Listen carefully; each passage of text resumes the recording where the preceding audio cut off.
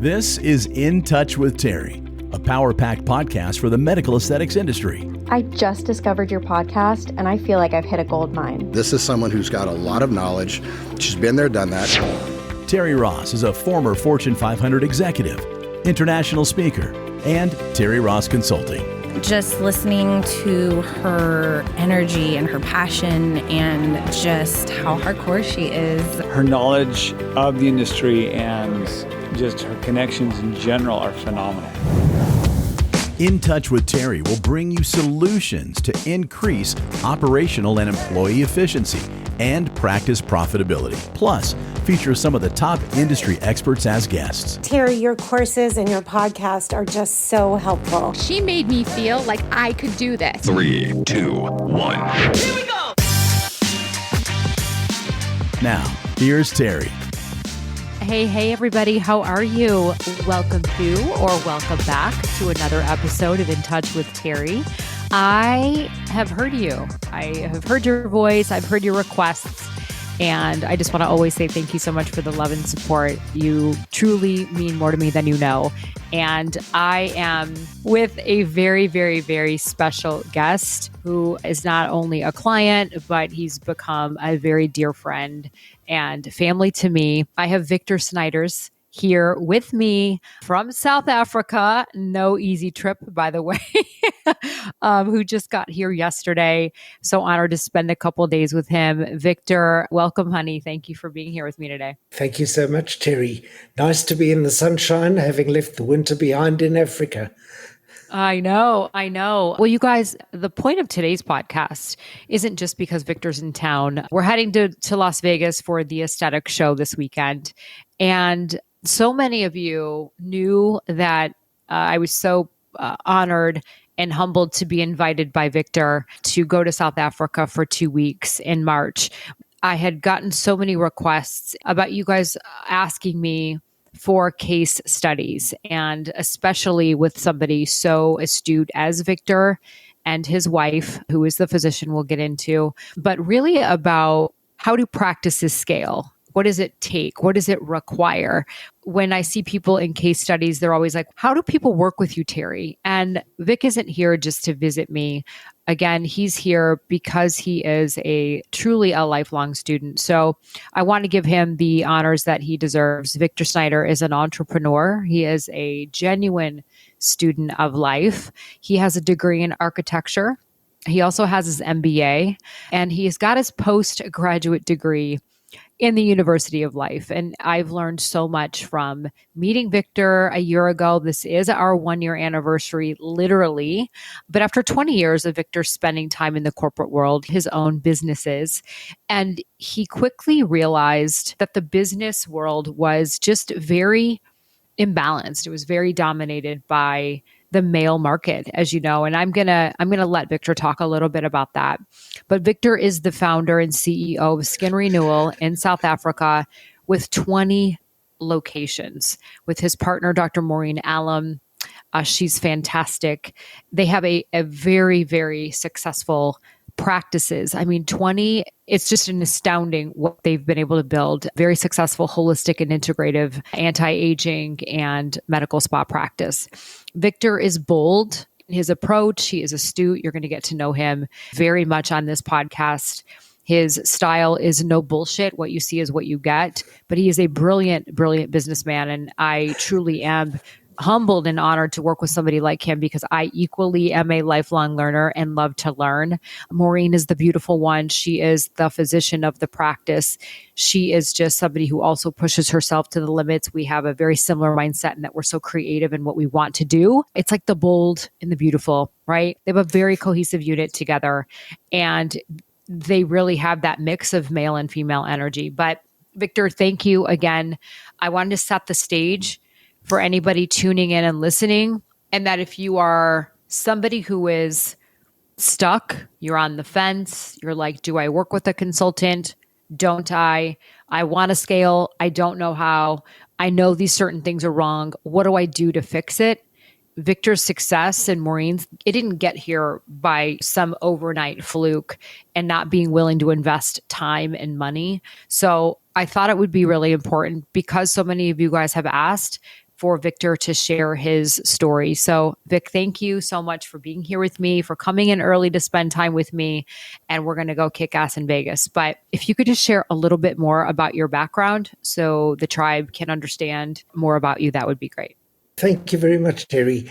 I qualified as an architect, worked in the retail industry as a development architect for one of the biggest supermarket chains in South Africa, then moved into managing their shopping centers. So we had about 31 shopping centers that had to be managed, over 1,000 tenants. And then from there, I moved into the development side of shopping centers and eventually opened my own consultancy, acting as a consultant to both tenants as well as landlords in the development, marketing, management, financing of shopping malls in South Africa. And I spent 20 years in that industry, and I was working in a male-dominated society. I was fortunate to have an amazing mother, also an amazing dad, but a really amazing mother. And I always felt that the male-dominated society really skewed things into a more aggressive, hunting kind of way. And I missed seeing the nurturing, the caring, the compassion, and the things that the female energy brought to the business place. And I had for a long time been looking for a shift in career. If you've built one mall, then you've built 100 malls, and they're all the same. I used to have nightmares of waking up in a mall one day, but not knowing which city I was in because they were all the same, with the same tenants over and over again. And I really just felt it was time for a new challenge. At the same time, my first marriage had ended. And so I re-entered the dating pool in my 40s and was very fortunate to bump into Dr. Maureen. And she and I started courting, and she was in full-time medicine and had a little side hustle going, injecting Botox from a spare bedroom in her home. And this was back in 2000 that she started doing it. She was one of the very first injectors in South Africa, and it was her little side hustle. We were dating. I was still in my career. She was in her career. And then fate took its hand. She lives in a complex, and the body corporate, or in American parlance, the Homeowners Association, decided that she was contravening the terms of occupying a unit in the complex, and that she was conducting a business from her residential unit, and she got a cease and desist letter. So we were faced with the quandary of what was she going to do. And she said, she had really enjoyed doing what she did, but maybe it was time now to go and get an office. So we went and got her an office, 30 square meters, about 300 square foot, which was literally a room and a half. And that opened on the 7th of the 7th, 2005, the day of the London tube bombings. And I remember very clearly Maureen coming home that night and saying, I think we've made a terrible mistake. I said, why? You've got an office now. She said, yes, but I've got to pay rent, and I'm going to have to get a receptionist. I'm going to have costs. I can't do this as a side hustle anymore. I've got to get serious. I said, well, then get serious about it. She said, yes, but I can't in 300 square foot. I'm going to need a little bit more space than that. So that weekend we went out and we found an old, broken down, dilapidated house. And I spent the next year demolishing, rebuilding that, and turning that into what would be her clinic, with the full intention that she would close her office and open up in the new premises, and everything would be a for away. However, they were on opposite sides of town, and the patients that she had at the first location did not want to travel all the way to the new location.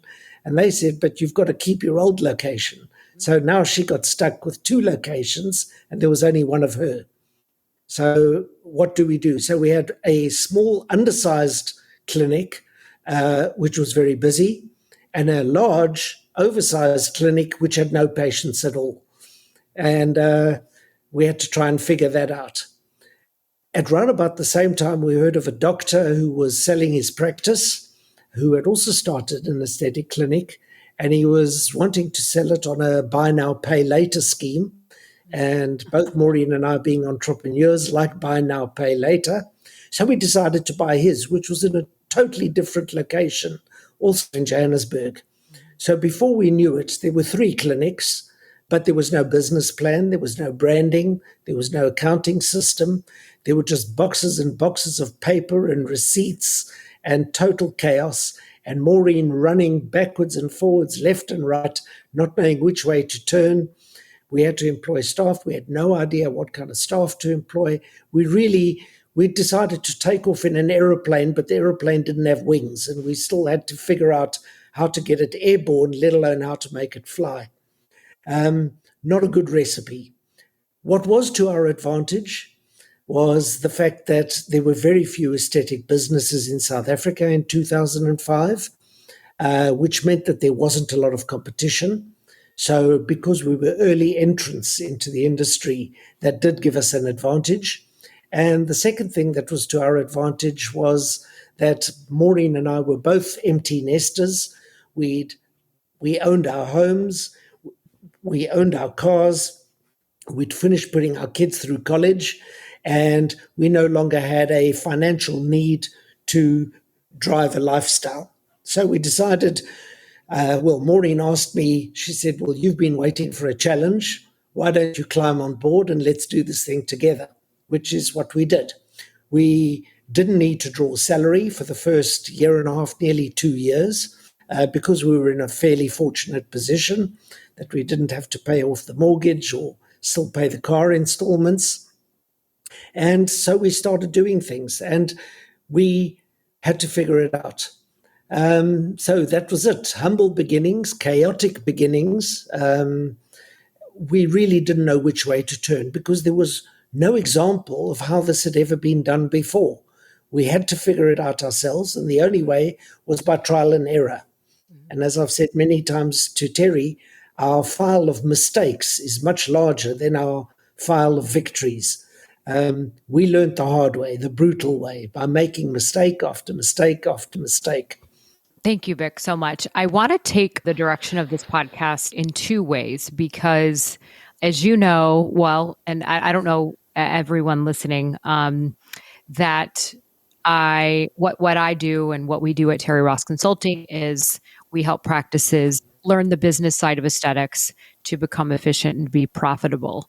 And there's a whole host of things that have to happen in doing that. And when Victor and I met, which again was a year ago, at the aesthetic show in Vegas, where he sat in on a 3-hour lecture, and we'll talk about that in a minute. But Victor has a very good philosophy in terms of the business. And there's 2 ways that people call me. They're either interested to get into aesthetics and they don't know how or think they can do it on their own. And you just heard him talk about all the mistakes that were made. And then to be able to say he owns 20 very successful clinics is pretty astounding. There's not many solopreneurs that have that many. And then being in another country at that. And then there are very specific things you have to do to scale. So Vic, you and I talked this morning about your who, what, and why. And, can you give a little context as to, because I really want this podcast to be focused on the scaling and the growth, but you've done a lot of work throughout these many, many, many years to be able to get there. So what is the foundation of the success of Skin Renewal? Well, it was very interesting because once we had this third location, and when I say chaos, I mean chaos.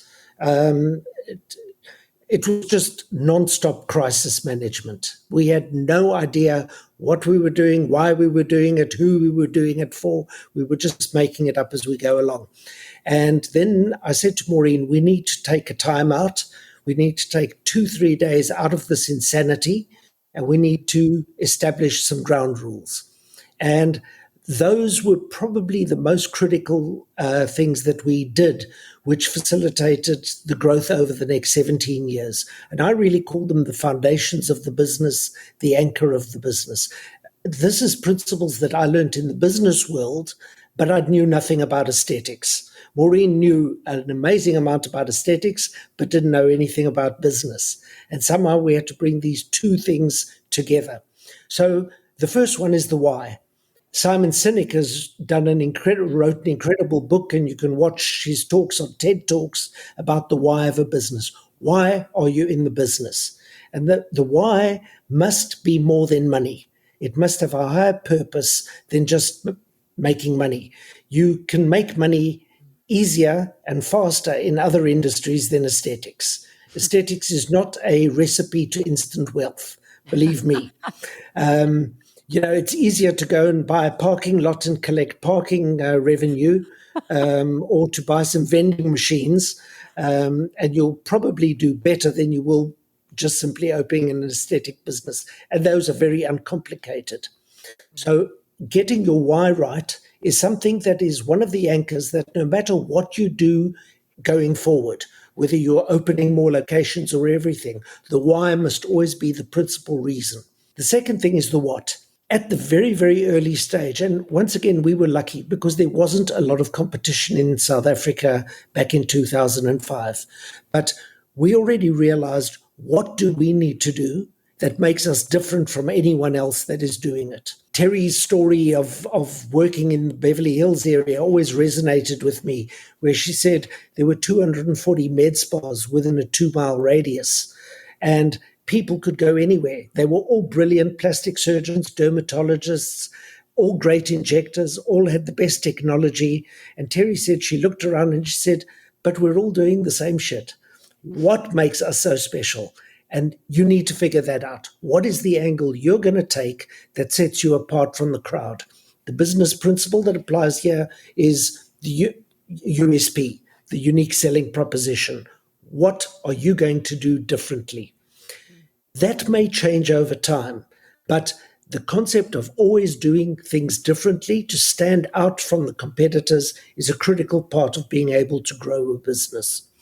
Now, with the world where it is, there is a lot of competition. So before you enter, always look at what is going on with the competition, understand exactly what they do so that you can figure out an angle that makes your business different. Because if you're just copy pasting and doing the same as anybody else, in the fullness of time, it'll die.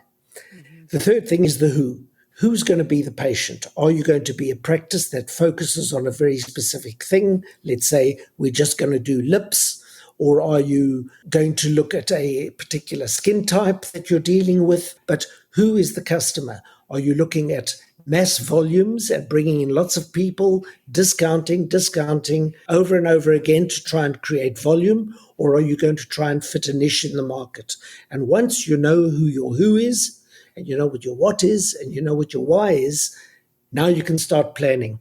And looking at those principles when you open your second location or third location or fourth location are as critical as when you opened your very first location. So if you don't get those correct right at the beginning, then you're off track and you're going to experience a lot of the problems that come with opening a multi-location business. We were just too dumb to realize how difficult it was.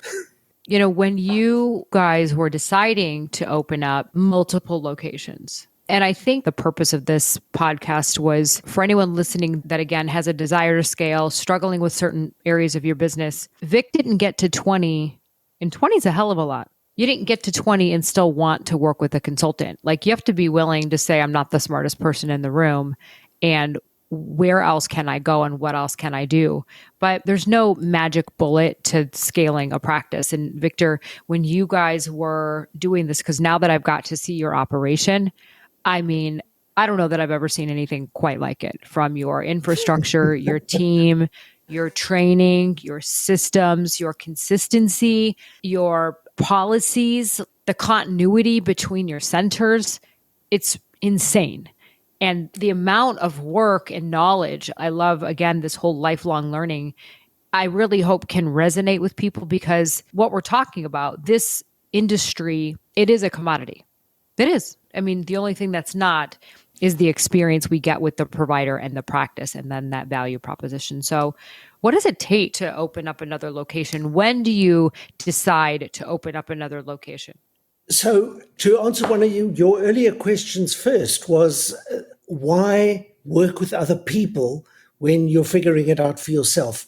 So I think some of this comes from our architectural background. You get a client and they want you to design, let's say, a house for them, and you start sketching. You've got to put your pen to paper and you've got to start to draw. At that point, there's already an idea in your head of which way that pen is going to move. And you may start with the living room, you may start with the bedroom, you may start with the site, but you have a starting point. And then the idea starts to develop. When you reach a dead end and you see that the way you have gone has become a dead end, the trick is to tear up the piece of paper and start again from a different spot. If you don't do that, you start developing a syndrome that I call falling in love with your own bullshit, where you get an idea and then you are so determined to make that idea work and be right, that your idea was right. You become totally isolated from the real world. So one of the things that we've always done is tried to draw experience from elsewhere. We couldn't draw experience in the South African context because there was very little that was happening in our marketplace that we could draw inspiration from. So we started attending a lot of the European congresses. It was easier for us because it was in a similar time zone. So we would go to Monaco for the AMWC, we would go to Paris for the IMCAS, and we would start getting ideas there. Problem is that most of those ideas related to medicine. So there were amazing lectures on injecting techniques, new technology, new equipment that was available, product lines that were being developed, but there was very little on business. And I started looking at the American congresses and looking at the agendas of the American congresses, and I saw that there was a much bigger emphasis on the business end, which is something that we never ever had any input on. We always had to figure it out ourselves. And when I saw that there was this knowledge in America and people discussing the business of aesthetics as opposed to injecting and equipment, I decided I had to go and have a look. So I got a ticket and I went to see the aesthetic show in Vegas last year, which was my first exposure. And really, I was like a kid in a candy store because suddenly there were people who were talking about things that resonated and were real to me. Terri, in retrospect, we went about things in completely the wrong way. It was some luck and an immense amount of hard work that enabled us to survive. What's interesting, there's 20 clinics today, but we've actually opened 26 clinics. 6 of them we've closed, and 8 of the remaining clinics have been relocated within those 20 years. Wow. So, in fact, it's the 20 plus the 6 plus the 8. There's 34 clinics we've opened and either moved or changed and shifted around. And part of this is sometimes you make bad decisions. When you make a bad decision, take it on the chin and close it down, make your loss as small as possible. So have lots of losses, but keep them small. But when you have victories, make them big. In retrospect, over the 20 years, 20 clinics is about the right pace for us. We've done this without financing. So we didn't go to the banks. We didn't go and raise capital. Because this was a business that Maureen and I started when we were both in our 40s, we couldn't very well risk our pensions as well. Because if you lose everything in your 50s, you don't have a lot of time to make it up again. So we had to be a little bit more conservative financially and not take on huge amounts of debt. There was another critical rule that we had right at the beginning of the business, and it's a dictum that I use often. If you are going to start a business, first thing, treat yourself as an employee and treat your employees as yourself. What we mean by this is that to be a shareholder in the business, you do that for one of only 2 reasons. Either you want the business to grow, the capital value to appreciate, or you want the dividends out of that business to give you a return on your investment. That is the end of the investing decision. Your only decision you can make is whether you stay invested or whether you extract yourself, sell, and invest in something else. If you're a shareholder of IBM or Apple or Microsoft, You cannot turn up at a board meeting and say, please employ my cousin and change the brand of coffee that we have in the canteen, because you have absolutely no say in the running of a business. You are a shareholder. The only thing you can do is vote for who manages that business for you. So that's the second part of it. If you're going to work in a business, pay yourself a salary. Pay yourself a market-related salary and treat the business as though it is not your own, but belongs to the shareholders, because what you're trying to do is create value for them. So you constantly have to switch hats. Whenever you open your mouth, you've got to say to yourself, am I speaking as a shareholder and understand what your limitations are? Or am I speaking as a manager or an executive of the business who runs it, and what are my limitations? And you've got to make a very clear and distinct difference between the two. Don't employ your domestic servant. Don't run your holidays in carbo through the business. Don't pay your country club fees through the business. Because if you were the shareholder and the managers of your business were doing that for themselves, you would be pretty mad. You'd be saying, why aren't you creating value in the business for me? Why are you taking it out? So you've got to keep the two things separate. This pays huge dividends in the event that you ever do sell, because you don't get devalued. So let's kind of dive now deeper into the business of aesthetics. So you obviously made a lot of mistakes, trials and errors, 34 clinics over time, some shut down, some switched locations. Despite your success, how it felt, you sitting in the room, what happened? One of the very first lectures I went to was a typical financial lecture. He took people through a balance sheet, profit and loss statement, and how to read them, all of which was stuff I was very familiar with. He had some nice angles to it. And then that was followed up by you doing a talk. And I remember sitting in that audience, and here I saw this minute blonde walk in, and I thought, here we go. This is a California beach bimbo who's going to try and sell me insurance. And I underestimated you completely. And then you opened your mouth, and the rest they can just say is history, because you got it. Every single difficulty that I had had in 20 years, you had seen before. You'd experienced it. And although we had all the pieces of the jigsaw puzzle, somehow they were not yet forming the picture that we wanted. And we didn't even realize, but we also had a couple of missing pieces to the jigsaw puzzle.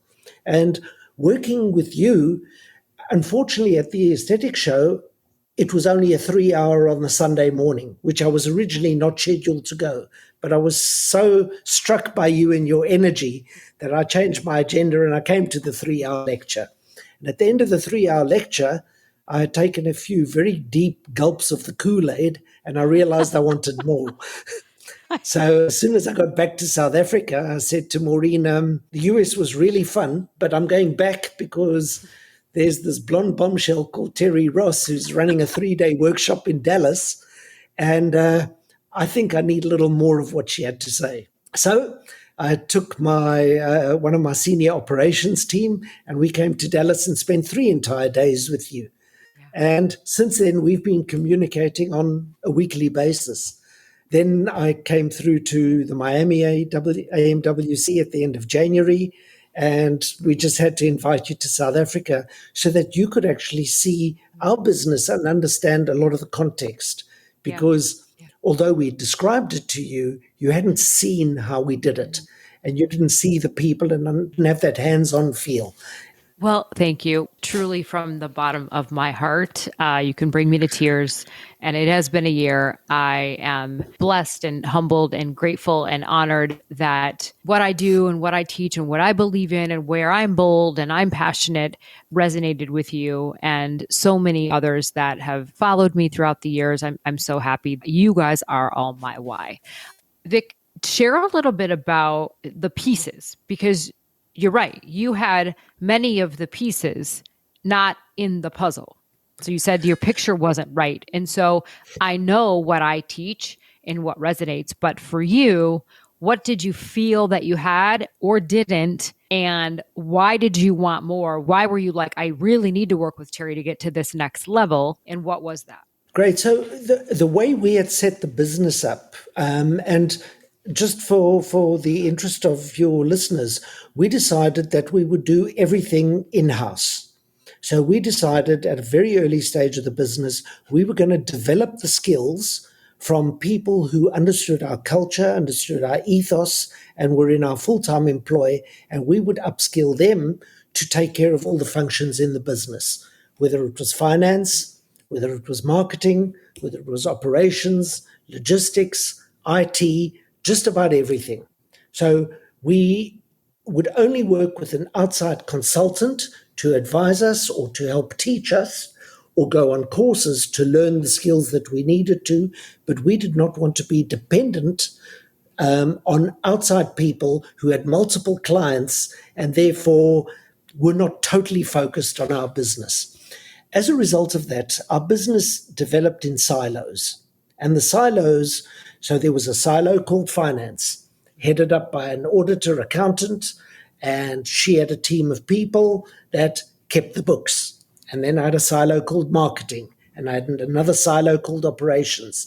And we had silos that were training, and the doctors were a silo, the therapists were a silo, and everything worked, but it wasn't cohesive because they were in silos. The communication between those silos and the integration of all those aspects wasn't happening.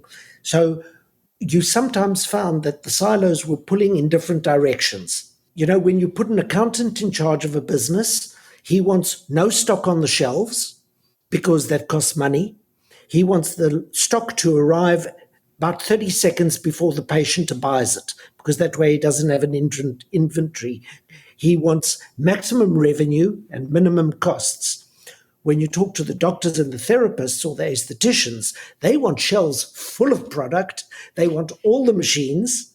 They want every opportunity to earn money and spend money in the hope that maybe they'll make money.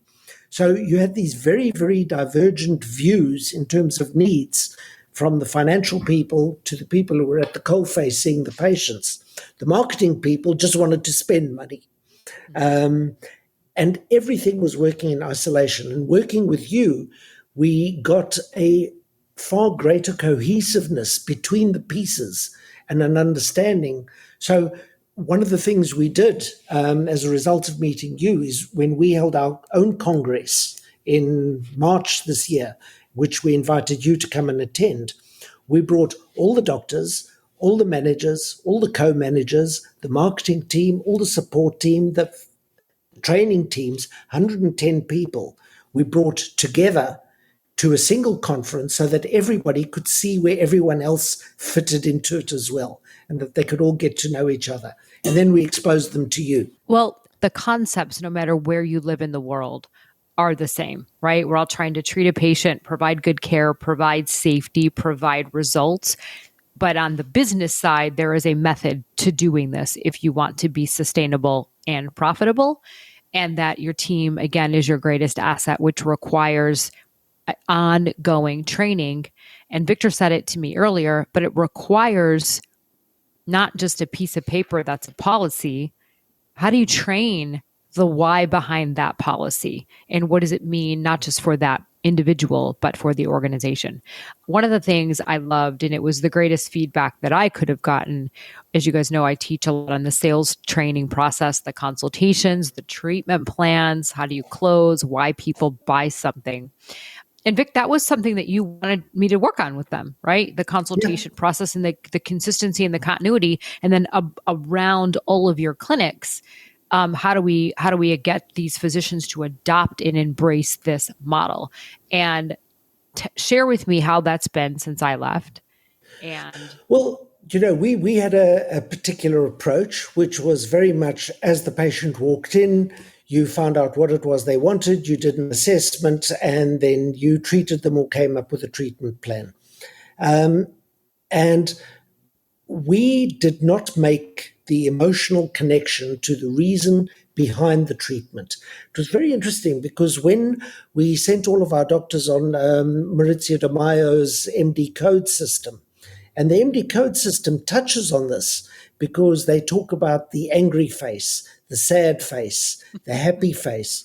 So we were exposed to the concept of emotions on the face, but what we didn't do was connect how those emotions make people feel. So one of the things that you taught us, yes, you don't like your wrinkle, but how does that make you feel? How long has it worried you? How does that affect your life, your relationships, your work, your career? Does it have an impact there? And when you're filling that space, you're no longer selling aesthetic treatments. Yeah. What you're doing is selling the result of someone having had those treatments and the growth that they are able to have in their self-confidence, in their self-belief, in their appearance. Is this right that people judge by appearance? Oh, in theory, no, but the reality is we all do it. We meet people, we look at them, and we decide within the first minute whether we're going to like that person or not like that person. And if you read Malcolm Gladwell's book, Blink, that's how fast we actually make decisions. Yeah. So that does have an effect, and how people feel about themselves is essentially a result of how other people react towards them. And if other people are reacting towards them positively, they start feeling positive about themselves. So we changed our consultation process. And that has been a very, very interesting thing, because suddenly people are doing aesthetic treatments for a different reason. Yeah. They're not doing their lips because their friend had their lip done, or they want to look like Kim Kardashian or whoever else is the influencer of the moment, but they're doing it for a reason that creates their own internal growth. And that is a shift in the sales process and in the consultation process, which has worked very, very well for us. And let's take it to a step further, because I've been to many practices, and it's one thing to train a practice. And now I'm flying, right? I'm obliged to come see these clinics. And I don't know what I thought. What I knew about you as a human being and as a person was that I want to work with people that are doers, right? That are hunters. They're going to get it done. They see the benefit and the value and the investment because they want change. And if I can't affect change, then it's just not a good fit. So I was impressed by your skill, your background. You're flying all over Timbuktu to come see me 5 times, right? That's a lot. And spending 3 days at 4S Summit, which is our business summit, and then still wanting me to come. But for me, what you also did was you weren't willing to invest in that, but you were willing to invest in your team to say, like, this is important. The level of time and energy and training that you and Maureen, Dr. Allen, put into your team is pretty impressive, because I could have went away and you would have went like, okay, well, that was cool. She was here for 2 weeks and right. Okay. Yeah. The expectations that you put on your team, you require them, right? This isn't like you can do it if you want to, right? How do you work with your team to get the buy-in to pull these new initiatives through so that you have a level of success? Well, I touched on that earlier when I said, treat yourself as an employee and treat your employees as yourself. Your single biggest asset in your business is not your equipment, it's not your patients, it's not your locations, it's not your brand, it's your people. You've got to invest in your people. And that comes with a huge responsibility. So I know when we had breakfast this morning, I used one of my analogies of the family. So if you have a kid and you've got the first kid, that kid has 100% of your attention.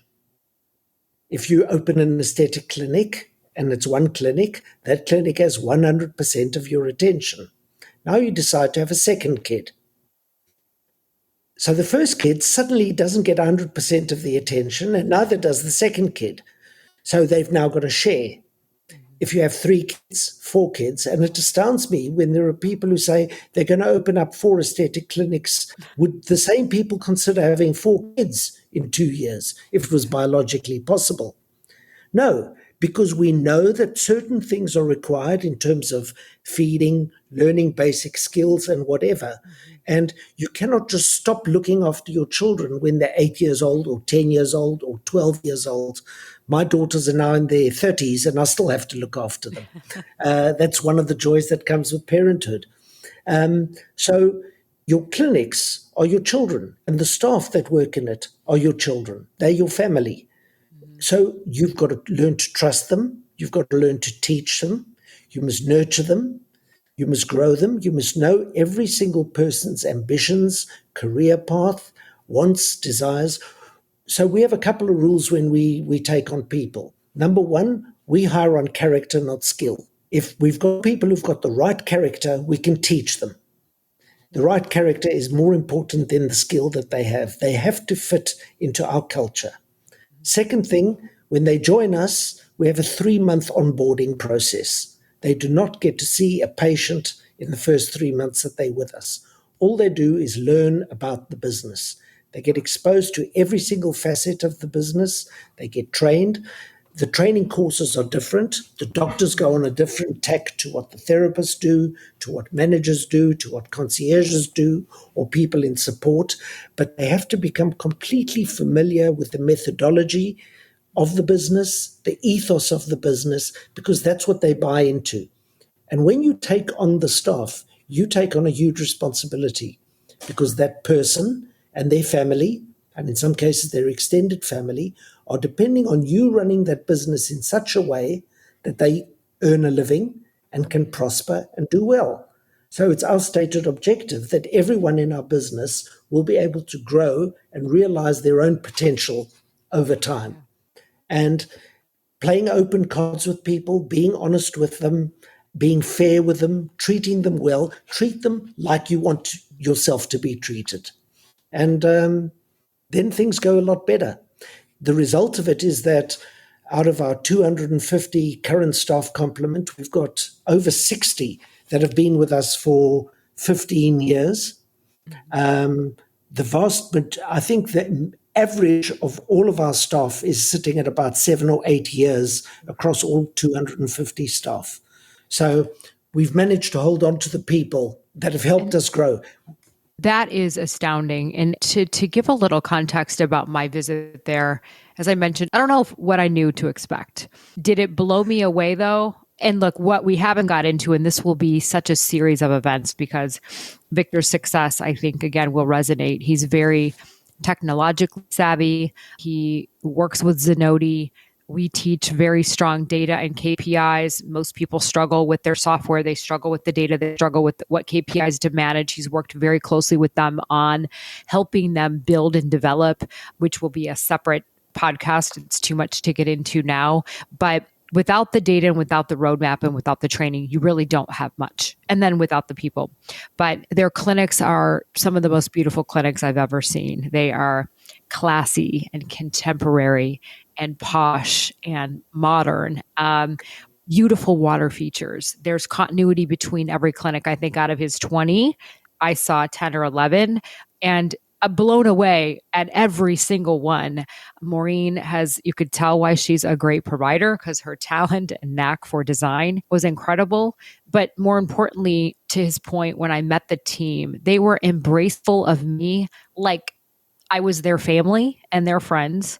We all sat around a room. They wanted to learn, but the tenure that you just shared, Victor, is astounding. I mean, one of the things people struggle with is to keep and retain and keep good hiring and interviewing and keeping good people. And it's very difficult to do. So I love what you just shared about your level of investment, right? You and Maureen in terms of getting to know your people.